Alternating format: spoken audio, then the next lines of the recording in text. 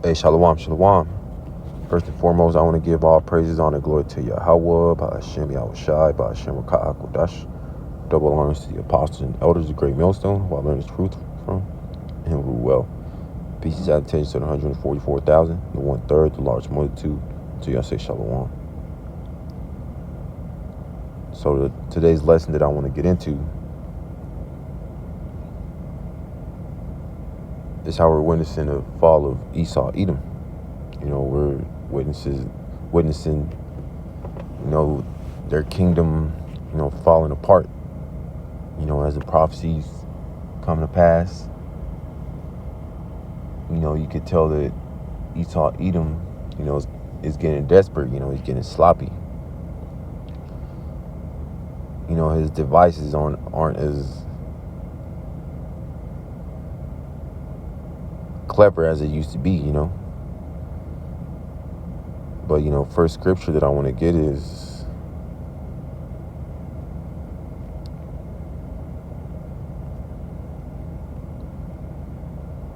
Ecclesiasticus, also known as Sirach, chapter 25, and verse 7.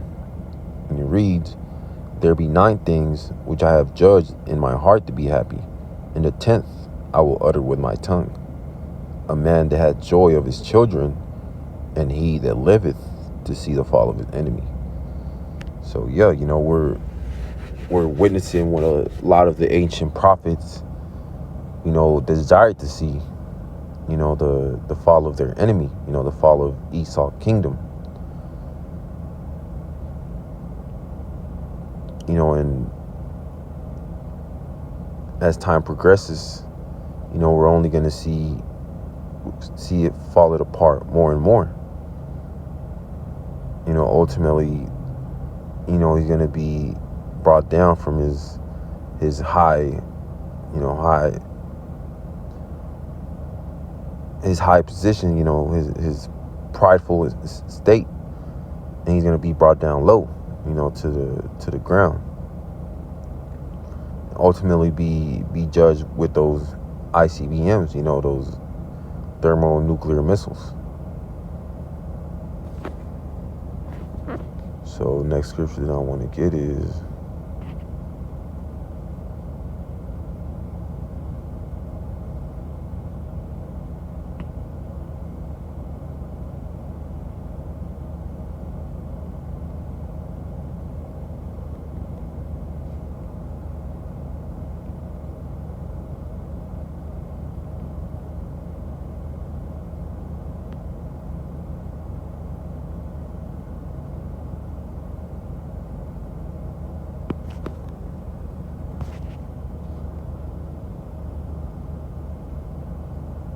this is the book of Job,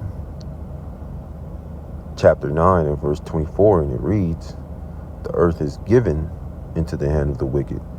He covereth the faces of the judges thereof. If not, where and who is he?" So yeah, the earth was given to, into the hands of the wicked, also known as Esau, Edom, the self-proclaimed white man. He covered all the ancient prophets. He painted himself to be, the Most High and Yahushai.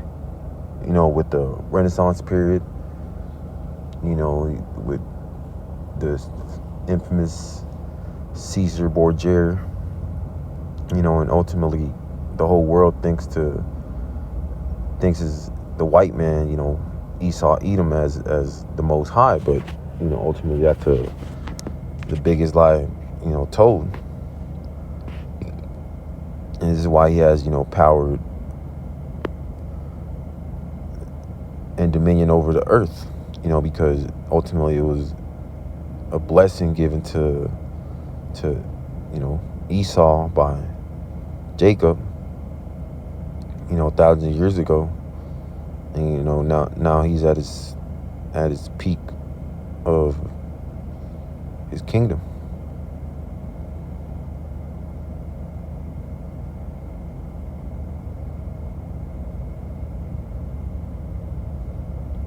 But ultimately, him ruling in wickedness is going to end in his destruction. So, next scripture that I want to get is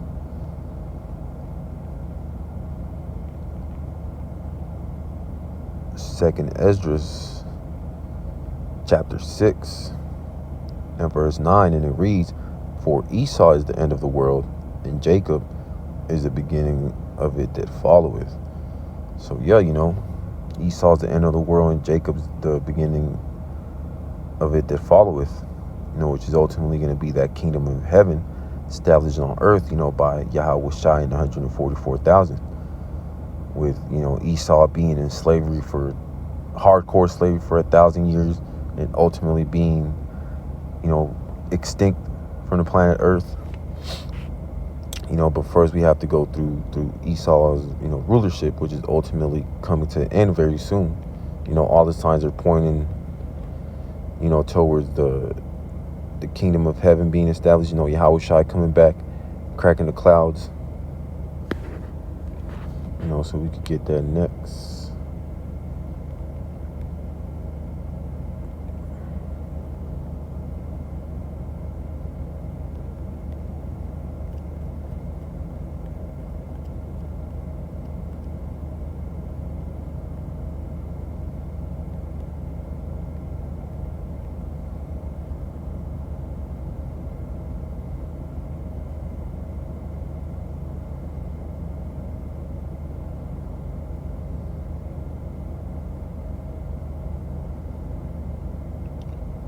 This is the book of Matthew, chapter 24, and I'm going to start at verse 3. And it reads, "As he sat upon the Mount of Olives, the disciples came to him privily, saying, Tell us, when shall these things be? And what shall be the sign of thy coming and of the end of the world?" And that world that's going into Aeon, the end of the age, which is the end of Esau's rulership. And Yahweh Shai answered and said unto them, this is verse 4, "Take heed that no man deceive you." Verse 5, "For many shall come in my name, saying, I am the anointed, and shall deceive many." Verse 6, "And ye shall hear of wars and rumors of wars. See that ye be not troubled, for all these things will come to pass, but the end is not yet." Verse 7, "For nation shall rise against nation, and kingdom against kingdom. There shall be famines and pestilences and earthquakes in diverse places." Verse 8, "All these are the beginnings of sorrows." So we're seeing all these signs, all these tokens, being showed throughout the earth. You got, wars going on in the Middle East. You got Russia going against Ukraine.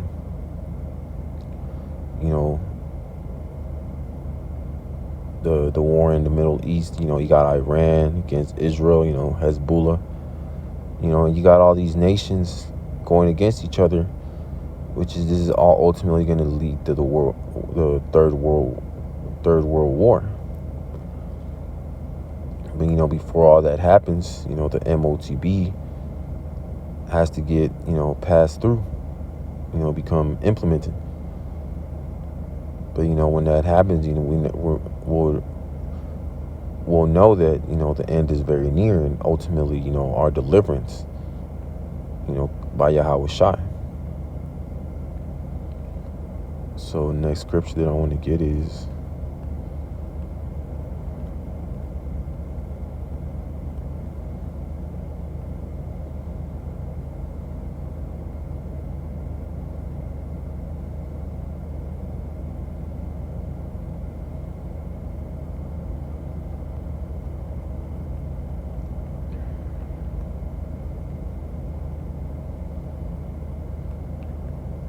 Ecclesiastes chapter 7 and verse 8, and it reads, "Better is the end of a thing than the beginning thereof, and the patient in spirit better than the proud in spirit."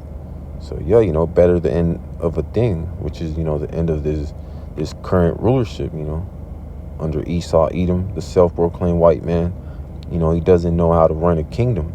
Everything's defiled under the planet Earth. The food, you got GMO food, you got the air being sprayed with chemtrails daily, the water's polluted, and ultimately, the people, They're all corrupted with the philosophies of Babylon the Great, and that philosophy got pushed throughout the whole planet Earth. And what we see now, is the result of people drinking that Babylon juice, which is ultimately going to lead to their destruction and be destroyed by those ICB imps, be thrown into that lake of fire.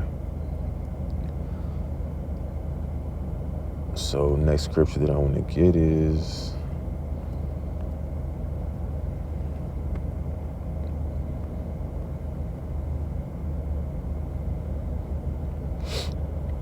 this is Luke chapter 10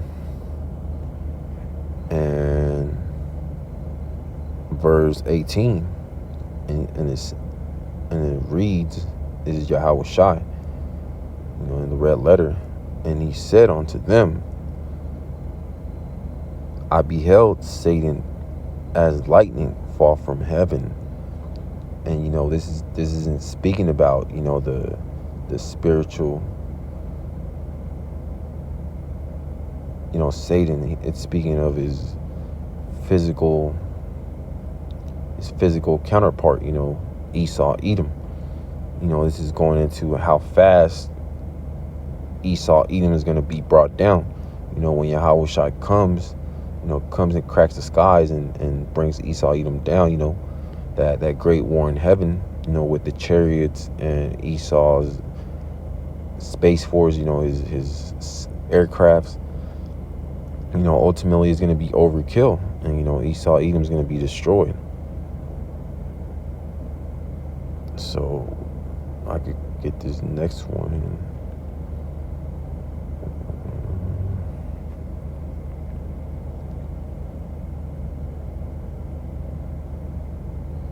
This is Isaiah chapter 14.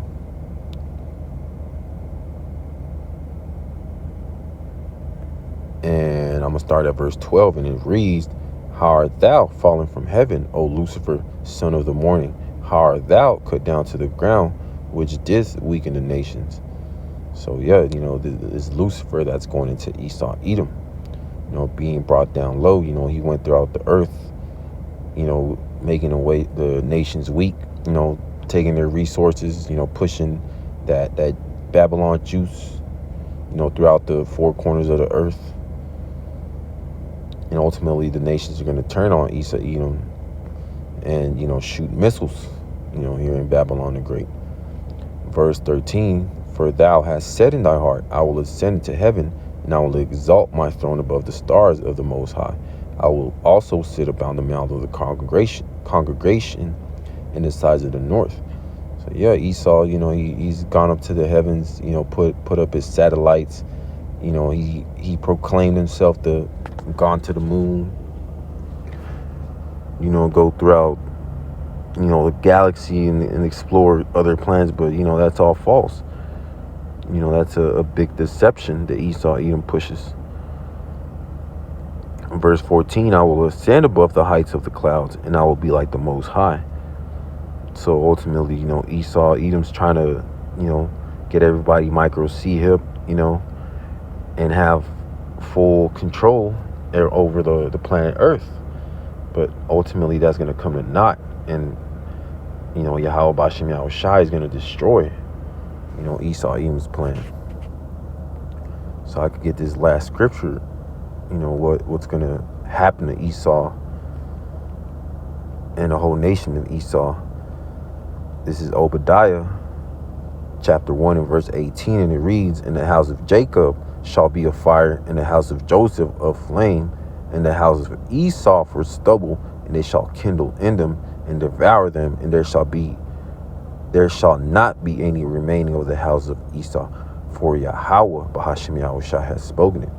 So this is going to, after Esau serves as hardcore slavery, for 1,000 years and helps build up the kingdom of heaven here on earth. He's going to be thrown in the fire, and that nation is going to become extinct. Esau, Edom is going to be no more. Because there's not going to be any use of Esau. Because all he does is destroy and just kill, and he's pretty much just death. But there's not going to be any more use of Esau, Edom. And that's the fate of the self-proclaimed white man. But, that's pretty much it for this lesson. I want to give all praises, honor, and glory to Yahweh, Bahashem Yahweh Shai, Bahashem Rakah HaKodash. Double honors to the apostles and elders, the great millstone, who I learned this truth from and who rule well. Peace and salutations to the 144,000 and the 1/3, the large multitude, unto y'all say Shalom.